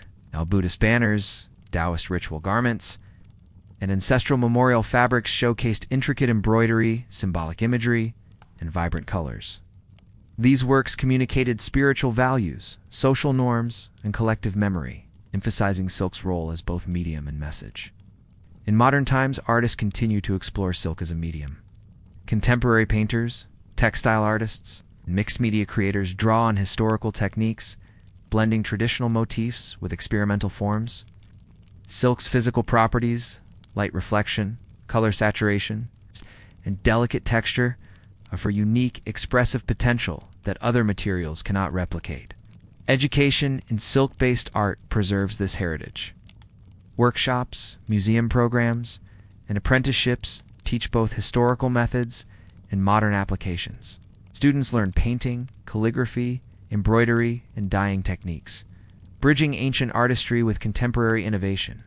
Silk's presence in literature and visual art highlights its dual role as functional material and cultural symbol.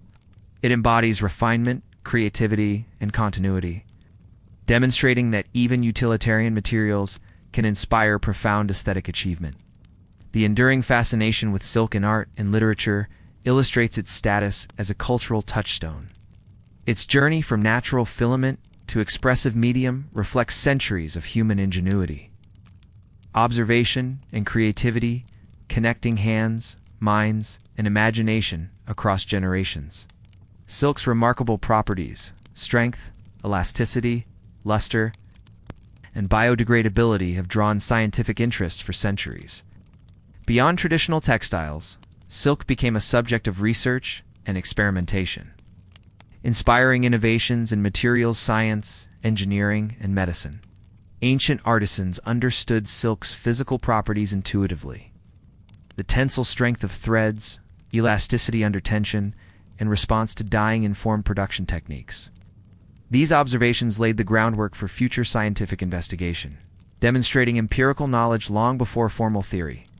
In modern science, silk fibers have applications in biomaterials, including sutures, scaffolds for tissue engineering and drug delivery systems. Its biocompatibility and biodegradability make silk ideal for medical implants and regenerative therapies, connecting ancient craftsmanship to contemporary innovation.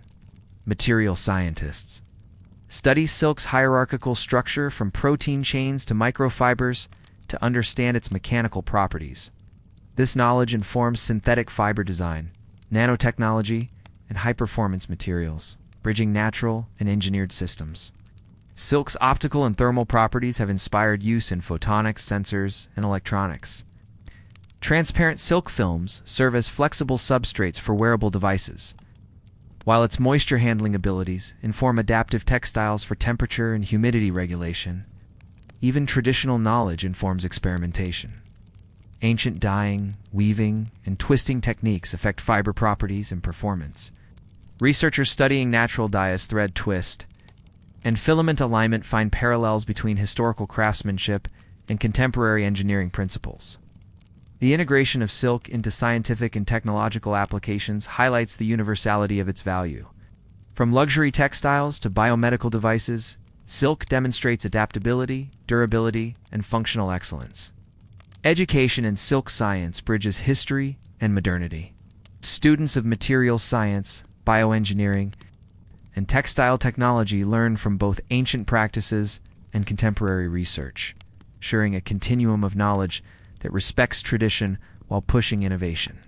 Silk's journey into science illustrates a broader lesson that materials honed through centuries of observation and craftsmanship can offer solutions to modern challenges. Its properties, strength, flexibility, biocompatibility remain relevant, proving the enduring ingenuity embedded in ancient techniques. Silk's impact is global, extending beyond commerce, fashion, and art into diplomacy and intercultural relations. Historically, silk served as a bridge between civilizations, facilitating exchange of ideas, values, and artistic expression. Through the Silk Road, Chinese silk reached Europe, the Middle East, and Central Asia. Trade introduced Chinese motifs, weaving techniques, and cultural symbolism abroad. Foreign rulers and elites incorporated silk into local attire, ceremonial displays, and courtly life, creating cross-cultural synthesis. Silk functioned as diplomatic currency. Gifts of silk textiles communicated respect, wealth, and alliance. In formal embassies, silk often symbolized the sophistication of the sender, mediating relationships through material excellence. The symbolic power of silk reinforced its role in soft power and cultural diplomacy. Cultural influence extended to art, literature, and design.